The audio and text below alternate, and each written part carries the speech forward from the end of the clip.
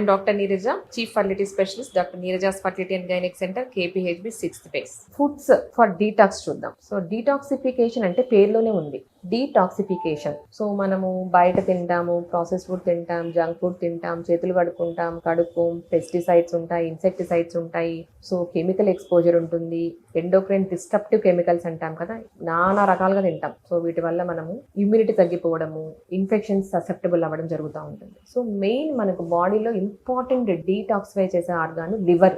ఈ detoxification 2 phases ఉంటుంది, phase 1 and phase 2. So phase 1 ఏమవుతుంది, హార్మ్ఫుల్ సబ్స్టెన్సెస్ అన్ని హార్మ్లెస్ చేస్తుంది. phase 2 ఈ హార్మ్లెస్ సబ్స్టెన్సెస్ అన్ని వాటర్ సాల్యుబుల్ అయిపోయి యూరిన్లో వెళ్ళిపోవడం, స్వెట్లో వెళ్ళిపోవడం జరుగుతుంది. సో ఈ 2 phases ఇంపార్టెంట్. లివర్ అనేది చాలా ఇంపార్టెంట్.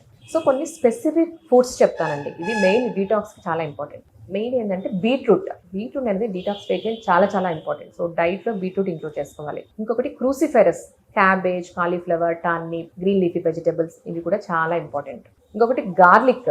మనం స్పైసెస్లోకి వస్తే గార్లిక్ మనం ఇంతకుముందు చెప్పినట్టు ఇది చాలా important, anti oxidant, immunity booster. ఇది కూడా మనకు డీటాక్స్ లాగా కూడా పనిచేస్తుంది. Thank you.